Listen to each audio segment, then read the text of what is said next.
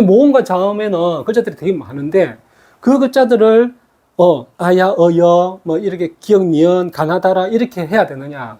그렇게 처음부터 기억력을 믿고 이렇게 가르쳐야 될 아무런 이유가 없다라는 거예요. 러닝 플러스 교육연구소는 세상 어디엔가 학교가 필요한 곳에 학교 건립을 꿈꿉니다. 함께 꿈을 실현해 가실 분들은 연락을 주시고 여러분들의 구독과 좋아요는 큰 힘이 됩니다. 감사합니다. 자, 여러분 반갑습니다. 오늘은 우리 아이들의 한글을 가르침에 있어서 처음에 어떤 글자들부터 가르쳐야 되는지에 대한 부분을 얘기를 할 겁니다. 그래서 지금 현재 우리가 가르치고 있는 방법들에 어떤 문제가 있는지 효과적으로 가르칠 수 있는 그런 한글을 가르치는 방법들이 어떤 것인지에 대해서 얘기할 건데요. 먼저 생각을 해볼게요. 우리 어머니들께서는 지금 한글을 우리 아이들 어떤 글자들부터 가르치나요? 그 생각해 보면, 저희들이 한글을 처음에 배울 때 기억부터, 자음은 기억, 니은, 뒤에 가나다라 이렇게 배웠어요. 그리고 모음 같은 경우는 아야, 어여 이렇게 배웠죠. 근데 지금도 부모님들께서 그렇게 가르치는 부모님들이 많아요. 왜 그렇게 가르치는지 모르겠어요. 네, 무조건 외우는 거거든. 자, 한글을 배운다라는 거 우리 아이들한테 엄청나게 중요한 일입니다.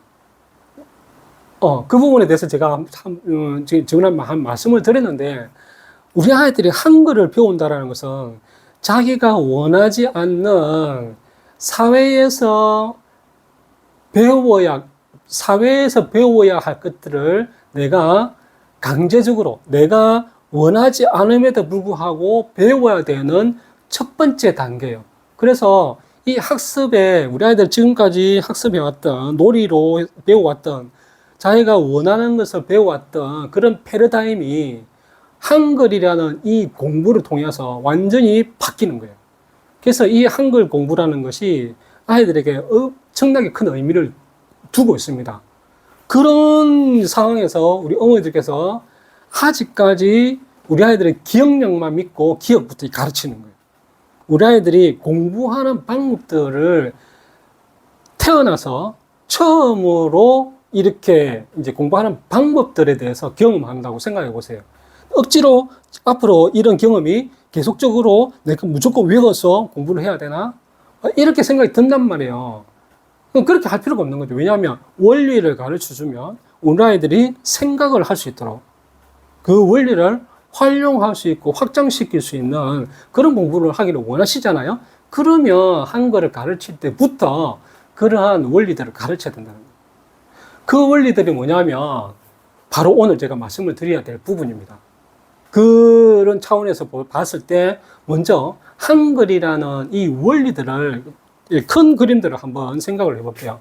한글이라는 이 글자는 세종대왕께서 창제의 원리를 이 천지인이라는 것으로 만들었다고. 그 다음에 음양오행이라는 게 있죠. 음양오행이라는 이런 원리가 있는데, 하여튼 이건 빼고요. 이건 그렇게 뭐 중요한 건 아니니까. 이 천지인이라는 이것을 가지고 글자들이 만들어졌다라고 생각하시면 좋을 것 같습니다. 네. 일단 그것만 알고 계시면 좋아요. 이것들이 서로 조합이 돼가지고 글자가 만들어지니까. 그래서 만들어지는 글자가 뭐가 있냐면, 모음이 있고요. 그 다음에 자음이 있어요. 제가 모음을 왜 먼저 썼을까? 이게 모음이 어떤 의미가 있거든요. 먼저 쓴 의미가 있거든요. 왜냐하면 모음에는 소리가 있습니다. 자음에는 소리가 없어요. 그냥 모양이에요, 모양. 네. 자, 글자라고 하면 자음과 모음이 더해져서 어떤 글자가 만들어지죠.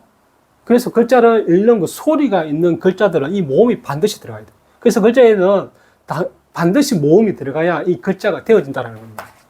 그래서 이 모음이 소리가 있기 때문에 모음을 먼저 가르쳐야 되는 겁니다. 그 다음 자음은 나중에 다 가르쳐야 되거든요. 근데 모음과 자음에는 글자들이 되게 많은데 그 글자들을 아야, 어여, 뭐 이렇게 기억, 니은, 가나다라 이렇게 해야 되느냐? 그렇게 처음부터 기억력을 믿고 이렇게 가르쳐야 될 아무런 이유가 없다라는 거예요. 왜냐하면 글자들이 기본적인 글자가 있기 때문에. 모음에도 기본 글자, 자음에도 기본 글자. 그럼 그 기본 글자들이 뭐 있는지 한번 봅시다. 뭐가 있느냐 하면, 자, 모음에 볼게요. 자, 모음에는 천지인으로부터 시작이 됐다 그랬죠. 천지인은, 땅과 사람이 있어요. 거기에, 이 태양이라는, 이 하늘을 표현하는 이 태양이라는 동그라미 있죠. 동그라미가 이제 짝대기로 표현이 되어지잖아요, 요즘에는. 그래서 위에가 있고, 아래가 있는 거예요. 그렇죠? 여기에는 뒤에가 있고, 앞에가 있겠죠. 자, 이것이 모음의 기본적인 글자 중에 8개 중에 이 6개가 이게 나옵니다. 그 다음에 두 가지는 뭐냐면 이거와 상관없이 에와 에라는 것이 합쳐져서 8가지의 모음의 8가지 글자들이 나오는 겁니다. 이것을 우리가 뭐라고 하냐면 단모음이라고 해요. 단모음. 그러면 단모음과 단모음끼리 모여서 만들어진 왜, 위, 이런 글자들 있잖아요. 이런 글자들은 뭐냐 하면, 이런 글자들은 이중 모음이라고 그래요. 단모음이 2개 이상 모여서 만들어진 모음이거든요. 근데 이거는 우리가 가르칠 필요 없거든, 지금. 나중에 스스로, 알게 되어지는 겁니다. 그래서 우리가 지금 가르쳐야 될 것은 바로 이 단모음이에요, 단모음. 이 8가지 글자. 그러면 이 자음에는 그러면 뭐가 있느냐? 자음에는 봅시다. 자음에도 기본적인 글자가 있다고 그랬죠. 자음에는 뭐가 있냐면 기역, 니은, 미음, 시옷, 이응 이 5개가 있어요. 자, 이 5개는 어떻게 해서 나오느냐면 발음이 나는 이 발음이 만들어지는 기관의 모양을 본떠서 만들어진 글자예요. 예를 들자면 기역이라는 발음을 할 때 보면 목이 기역자가 딱 끊기는 느낌이거든요. 그 다음에 니은은 혀의 모양이에요. 그리고 미음은 입술의 모양이고 시옷은 그 이빨의 모양이거든요. 앞에서 시옷을 발음을 보면 뭐 이빨이 막 이렇게 됐다 칩시다. 이랬을 때 이 모양은 이렇게 본 거예요.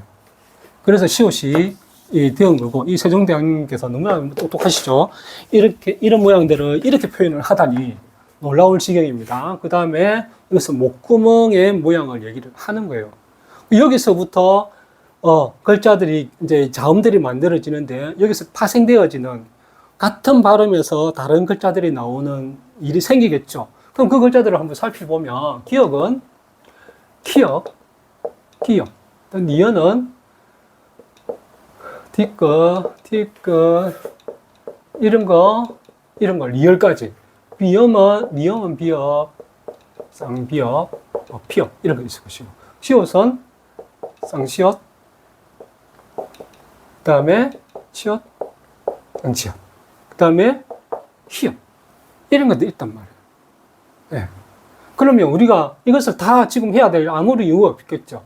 이 기본적인 글자들을 가지고 아이들에게 가르치면 된다는 거예요. 네. 거기서 이걸 가르치고 나면 조금씩 이제 확장해 나가면서 글자들을 넓혀가는 거죠. 자, 그러면 여기서 이렇게 가르치고 기본적인 글자들을 가르치면 돼요. 여기서 그럼 조합이 필요하겠죠. 조합. 자음과 모음이 서로 조합해서 어떤 음절이 만들어지잖아요. 그랬을 때 어떻게 이제 조합을 하느냐? 제일 기본적인 조합이 가, 나, 다, 라 이런 거예요. 네, 이런 건데 이 부분들을 또 가르친다면 기억력에 의존해서 가르치는 방법이 안 된다는 거예요. 자음과 모음, 기본적인 자음과 기본적인 모음을 가지고 해보는 겁니다. 왜냐하면 처음부터 해볼게요. 세로를 쳤을 때 아, 이, 그 다음에 오, 우, 그 다음에 에, 라고 됐으니까 자음은 기역, 니은, 미음, 시옷, 이용. 여기서 이렇게 하나씩 넣어보는 거예요. 가, 거, 기. 이런 식으로. 이런 것들이 먼저 이루어져야 됩니다. 글자를 할 때. 그래서 이렇게 조합을 했을 때 글자가 만들어진다는 거 여러분 아시면 좋을 것 같고요. 여기서 궁금해 하시는 것 중에 이 글자들이 소리가 나는 것이냐, 나는, 이것이 소리가 나는 건데 해서 이 동그라미, 이 영의 의미가 뭔지를 물어보시는 분들이 좀 한 번씩 가끔 있어요. 이 동그라미는 이 글자들이라는 것은 자음과 모음이 만들어져서 글자가 안 된다 그랬죠. 근데 이 모음에는 자음이 없어. 자음이 어떤 글자를 넣어줘야 되는데 그 대표적인 것이 그냥 이영이라는 것을 의미 없이 음가 없이 표현해 주는 것밖에 안 돼요. 그래서 그냥 이영 동그라미를 넣어주는 거예요. 이영을. 초성음의 이영은 소리가 없는 거예요. 자음이 필요하기 때문에 그냥 넣는 거라고 생각하시면 좋을 것 같습니다. 혹시 아이들이 물어보면 그렇게 얘기하시면 좋을 것 같고요. 이렇게 해서 글자들을 가르치는데 어머니들께서 보통 좀 한 가지 더 궁금해하는 게 뭐냐면 모음의 기본적인 모음이 아, 에, 이, 오, 아닌가 아니냐 그렇게 물어보는 어머니들 계세요. 근데 그거는 음악 시간에 아이오 하는 거예요. 이거는 이제 국어 공부예요, 국어 공부. 한글 공부잖아요. 아이오우는 아무 의미가 없어요. 그래서 이게 단모음에는 그런 아이오우는 안 들어가는 거예요. 예, 의미가 없다니까요. 그래서 그렇게 가르치지 마시고, 제가 말씀드렸던 이 자음과 모음 있죠. 예, 기본적인 글자.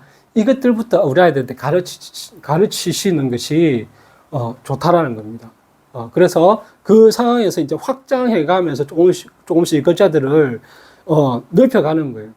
예, 그렇게 했을 때, 우리 아이들이 이 글자들의 원리를 알아차리는 아이들이 있어요. 그 단계까지 가시면 좋을 것 같고요. 또, 제가 지금까지 말씀드리는 게 뭐냐면, 문식성에 대해서 얘기를 해요. 문식성이라는 것은 읽기와 쓰기를 얘기를 하는 건데, 부모님께서 이 글자를 가르치면서 쓰기와 같이 해야 되나요? 라고 이렇게 질문하는 부모님들도 계십니다. 그런 부모님들께 제가 말씀을 드리면, 자, 쓰기에 필요한 행동이 뭐냐면 이 글자를 쓰는 행동이에요. 우리 아이들이 이 글자를 쓰는 행동에 익숙한 상황이 아니잖아요. 아직까지 어리기 때문에. 자, 근데 말하는 것은 우리 아이들이 말 지금 잘하죠. 읽기는 내가 말을 하는 거예요. 근데 이거 자연스러운 거야. 자, 그러면 글자라는 이 시각적이고 청각적인 이 정보들을 우리 아이들의 머릿속에 넣어서요. 그렇게 똑똑하지 않는 머리이지만 아니, 이 나이, 똑똑한 나이가 아니라 그랬죠. 똑똑하지 않는 머릿속에 집어넣어서 이것은 내가 표현을 해야 돼.